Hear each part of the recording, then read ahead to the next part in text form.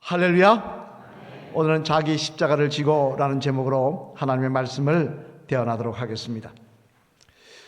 사람들이 가지는 보석 중에 가장 좋아하는 보석이 있습니다. 또 결혼식 때 받기를 원하는 보석이 있습니다. 미리 화면이 떠버렸는데 뭐죠? 다이아몬드. 다 다이아몬드 받기를 원하실 겁니다. 그죠?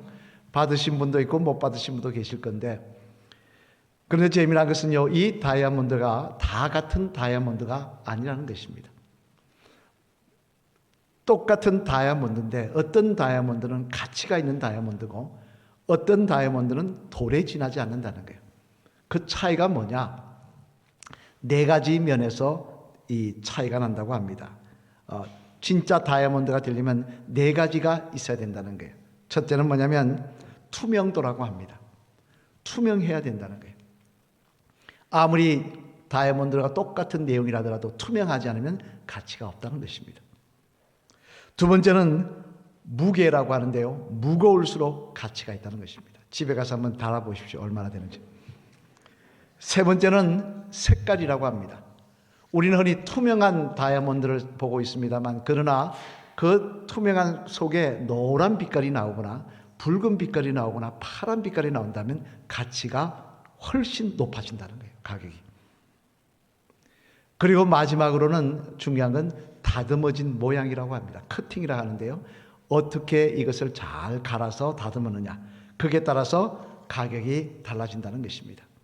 그래서 똑같은 다이아몬드라도 해도 색깔이랑 투명도랑 무게, 다듬어진 모양에 따라서 가치가 있는 다이아몬드가 있고 그냥 돌에 지나지 않은 아무 가치가 없는 그런 다이아몬드도 있다라고 이야기를 합니다만, 왜 이 말씀을 먼저 드리냐 하니, 오늘 본문 말씀에도 보면 이와 비슷한 말씀이 기록되어 있기 때문에 그렇습니다.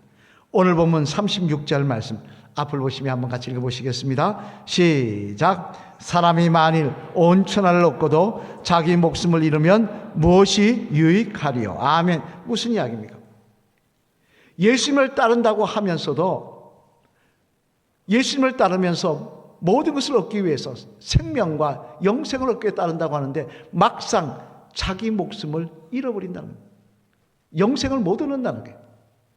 다시 말해서 주님을 따른다고 하는데 자기는 당연히 영생을 얻고 영원한 생명을 얻을 거라고 생각을 했는데 그럴 자격이 없는 자도 있다는 것입니다. 기가 막힌 이야기 아닙니까? 한평생 세상을 따른 것도 아니고 주님을 따랐는데 자기의 목숨을 잃어버리는 자가 있다니요. 영생을 누리지 못하는 자가 있다니요. 그러면서 주님은 그 갈림돌이, 그 내용의 차이가 어디에 있느냐 이렇게 이야기하십니다. 오늘 보면 34절 말씀 한번 같이 읽어보시겠습니다. 앞을 보시며 시작. 무리와 제자들을 불러 이르시되 누구든지 나를 따라오려거든 자기를 부인하고 자기 십자가를 지고 나를 따를 것이니라. 아멘. 무슨 말씀입니까? 그 차이가 어디 있느냐? 자기를 부인하고 자기 십자가를 지고 따르느냐 안 따르느냐에 따라서 영생을 누리느냐 안 누리느냐의 차이가 있다는 것입니다. 그걸 지고 따르냐 안 따르냐에 대해서 정말 주님의 제자로 하나님 앞에 인정받을 수도 있고, 그렇지 않고 너는 가짜다라고 이야기 들을 수 있다는 것입니다. 그러면 여러분, 자기를 부인하고 자기 십자가를 지라는 건 도대체 무슨 이야기일까요? 어떤 십자가를 지라는 이야기일까요? 어떤 십자가를 지어야 우리가 주님의 제자로 인정받을 수 있는 것일까요? 바라기는 오늘은 이 말씀을 통하여 저와 여러분들의 모습을 돌아보심으로 말미암아 정말 주님의 제자다운 자기 십자가를 메고 주님을 따르는 복된 주의 성도들 되시기를, 하나님이 인정하시는 그리스도의 제자들 되시기를 주님의 이름으로 간절히 축원을 드립니다. 그러면 내가 자기를 부인하고 지고 가야 할 십자가의 의미는 무엇일까? 도대체 무엇을 지고 하라는 이야기일까?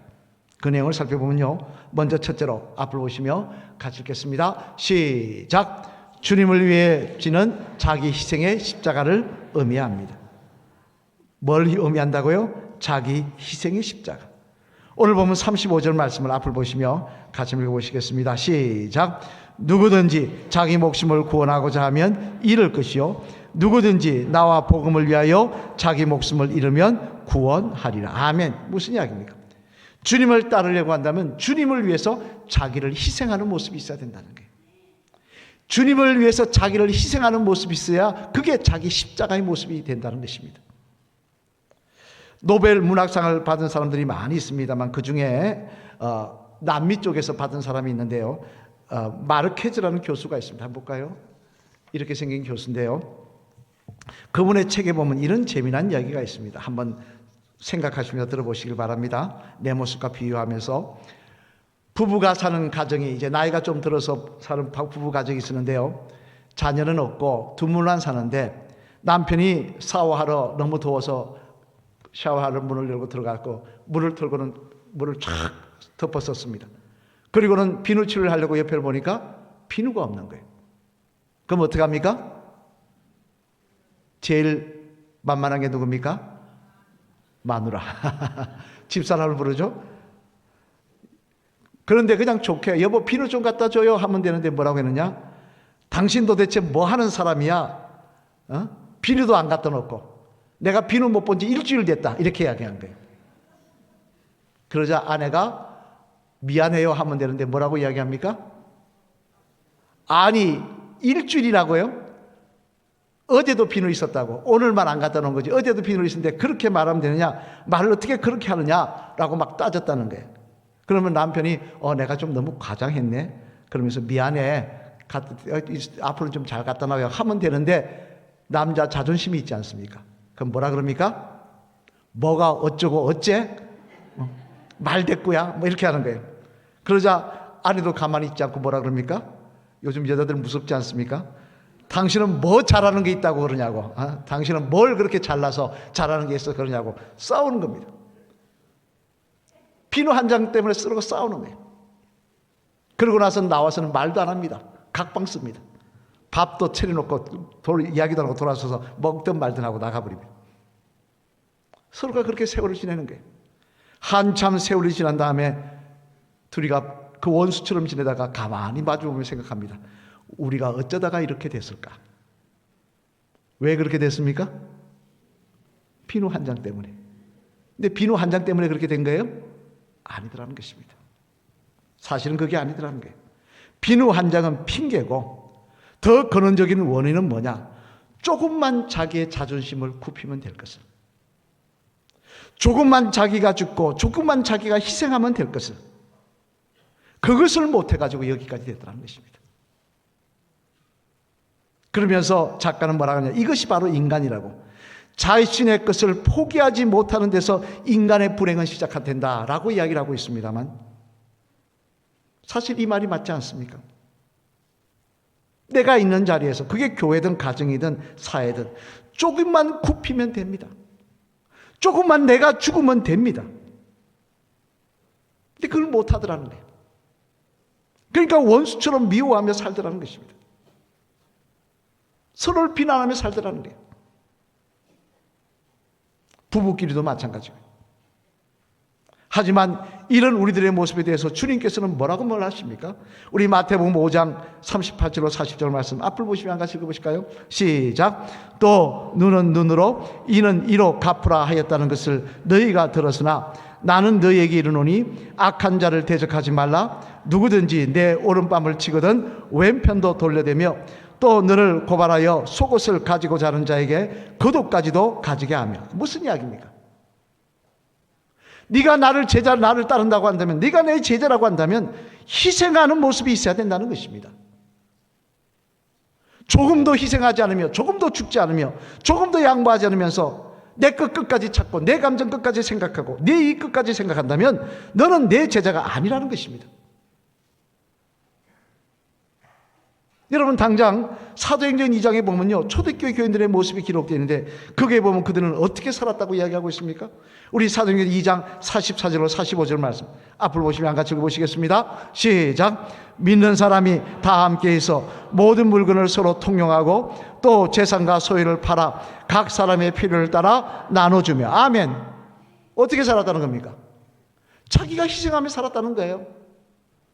초대교인들이 욕심이 없었습니까? 남들보다 잘 살고 싶은 마음이 없었습니까? 그건 아닐 것입니다. 인간이 왜 욕망이 없겠습니까? 하지만 그럼에도 불구하고 이들은 희생할 줄 알았고 포기할 줄 알았고 양보할 줄 알았다는 것인데 그 이유가 무엇입니까? 그것은 주님이 그것을 기뻐하시기 때문에 그렇게 했다는 것입니다. 주님이 그것을 요구하셨기 때문에 그렇게 하셨다는 것입니다. 이는 또한요, 빌레몬서에 나오는 빌레몬도 마찬가지입니다. 여러분 빌레몬 잘 아시지 않습니까?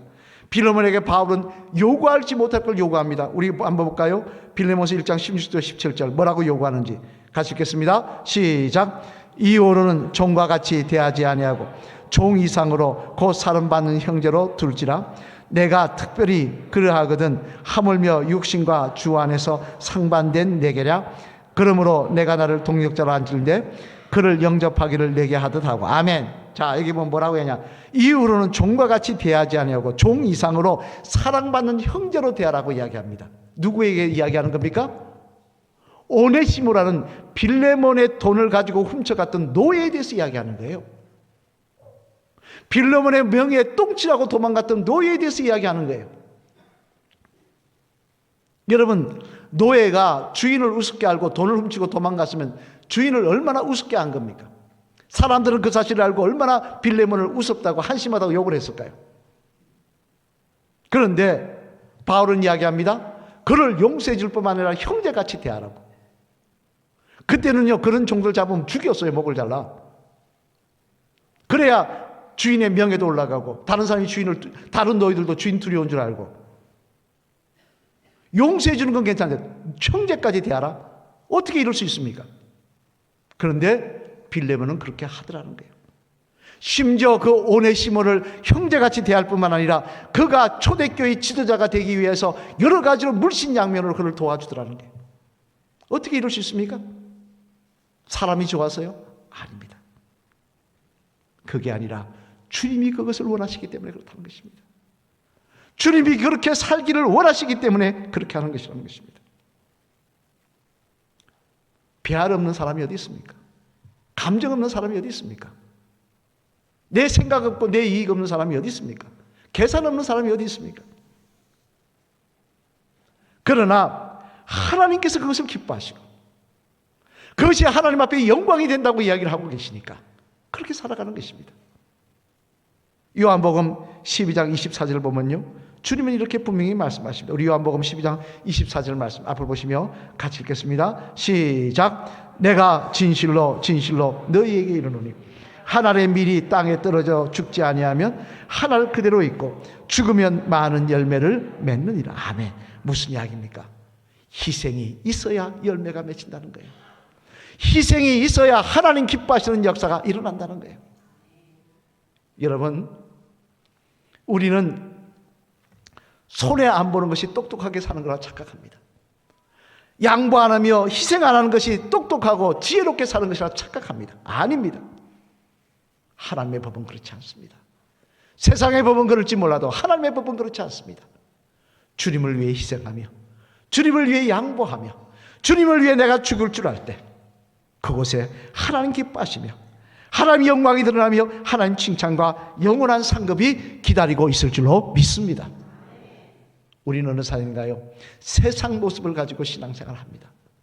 세상의 모습을 가지고 교회에 와서 신앙생활을 하며 그것이 자랑으로 착각합니다. 아닙니다. 자기 희생의 십자가, 주님이 그것을 기뻐하시게 오늘 가정 안에서도 내가 죽어지며 내 감정 내 기분 죽어지며 교회 안에서도 내가 죽어지며 희생하며 다른 사람을 높일 줄 아는 겸손한 주의 성도 될 때 하나님은 우리의 삶을 축복하시고 우리에게 영원한 상급으로 갚아 주실 줄로 믿습니다. 자기 희생의 십자가 지고 주님 따르시는 저와 여러분 되시기를 주님의 이름으로 축원합니다. 두 번째로 또 하나 십자가는 뭘 지고 있다는 게 자기 십자가냐? 같이 읽겠습니다. 시작. 주님을 위해 지는 자기 사명의 십자가를 의미하는 것입니다. 아멘. 또 하나 이 십자가는 뭐냐? 사명의 십자가라는 거예요. 오늘 보면 38절 말씀 앞을 보시면 같이 읽겠습니다. 시작.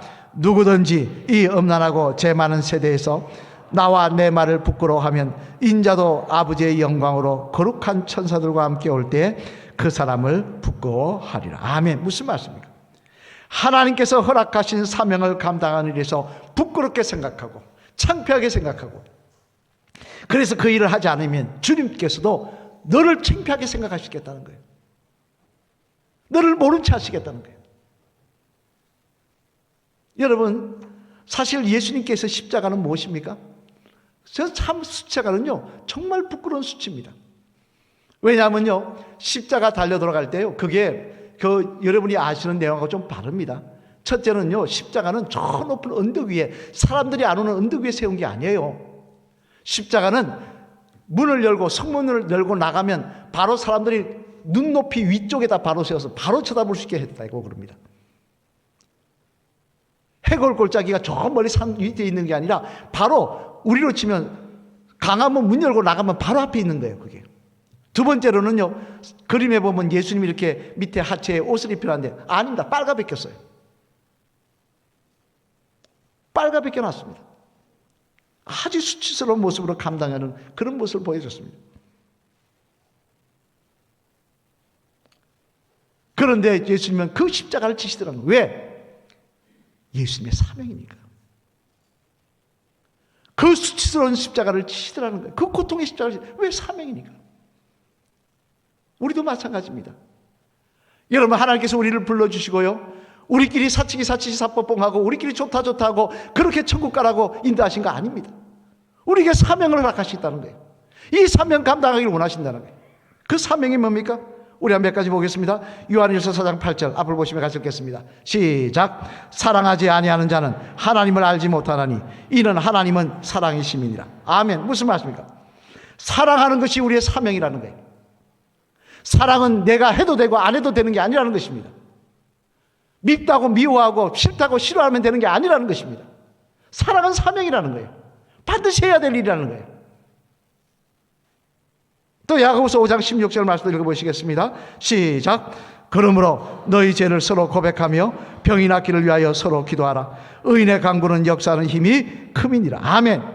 무슨 이야기입니까? 아픈 환자들 위해서 기도하는 것도 우리 사명이라는 거예요. 내 자녀들, 내 자식들만 위해서 기도하는 기도가 그게 기도가 아니라 아픈 환자들을 위해서, 병든 사람들을 위해서 기도하며 그들을 위해 눈물을 흘릴 줄 아는 것, 이게 우리의 사명이라는 거예요. 뿐만 아닙니다. 야고보서 1장 27절에 보면요, 또 이렇게 말씀하십니다. 우리 한번 같이 읽어보실까요? 시작. 하나님 아버지 앞에서 정결하고 더러움이 없는 경건은 곧 고아와 가부를 그것이니라. 아멘. 무슨 이야기입니까? 또 하나에게 사명을 이야기합니다. 그게 뭡니까? 우리 주변에 어렵고 힘든 사람들, 고아와 가부를 환난 중에서 돌보고 어려운 사람들을 도와주는 게 우리의 사명이라는 거예요.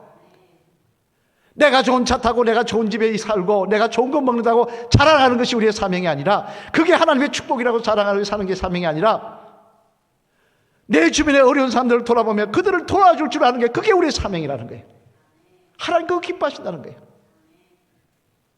그리고 또 하나만 더 살펴보면요, 우리 사도행전 1장 8절 말씀 앞을 보시면 같이 읽어보시겠습니다. 시작.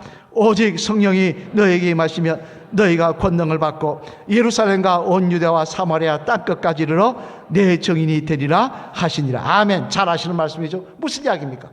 세상에 나가 예수님이 구주라는 사실을 증언하는 게 우리의 사명이라는 거예요. 우리의 죄를 위해서 그분이 이 땅에 오셔서 하나님의 아들이 십자가에 달려 돌아가셨다는 걸 증거하는 게 우리의 사명이라는 거예요. 이 사명 하나님 기대하신다는 거예요. 미국의 35대 대통령이었던 케네디 대통령 아실 겁니다. 우리 사진 한번 볼까요? 제가 안 보이더라도 아시죠? 이 케네디 대통령이 내일 아침에 저격을 받는데, 내일 아침에 퍼레이드를 하다가 저격받고 죽는데요, 그 저격받기 전날 저녁에 연설을 했습니다. 그런데 그 연설이 참 재미나거든요. 내일 죽을 것을 알고 연설한 것 같아요.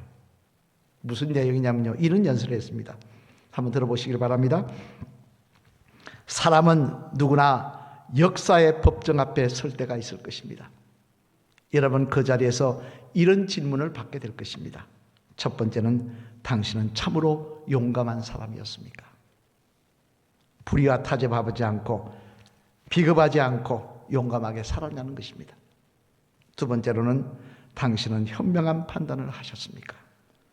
다시 말해 후회스러운 일을 많이 하지 않았냐는 것입니다. 그리고 마지막으로는요, 이런 질문을 들을 거라고 했습니다. 당신은 당신의 일에 성실하셨습니까? 자신에게 주어진 사명에 대해서 최선을 다하며 살아가는 것입니다. 바로 이런 질문을 여러분은 역사의 법정 앞에서 듣게 될 것입니다. 이게 이 케네디의 마지막, 내일 총 맞기 직전 마지막 한 연설의 내용이에요. 저는 이 글을 읽으면서 똑같은 질문을 우리도 하나님 앞에 섰을 때 받게 될 것이라고 생각합니다. 아무개 성도야, 아무개 집사야, 아무개 권사야, 아무개 장로야, 아무개 목사야, 너는 세상에 살면서 하나님의 말씀대로 용감하게 살았냐? 비겁하게 살진 않았느냐? 너는 세상에 살면서 후회스러운 일 많이 하며 살지 않았느냐? 그리고 마지막으로 너는 세상에 살면서 내가 너에게 부탁한 그 사명 얼마나 열심으로 충성하였느냐? 얼마나 열심으로 헌신하였느냐? 여러분 뭐라고 대답하시겠습니까? 주님, 저는 제 체면 때문에 못했습니다. 남들이 나 부끄럽게 뭐라고 이야기할까 봐 그래서 나 예수님 옛자도 못 그랬습니다. 저는 제 감정 때문에 사랑하지 못했습니다. 나는 어려운 사람들을 돌보지도 않았습니다. 뭐라고 이야기하시겠습니까?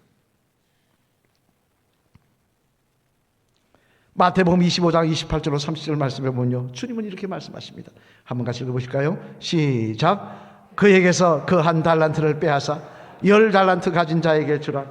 무릇 있는 자는 받아 풍성하게 되고 없는 자는 그 있는 것까지 빼앗기리라.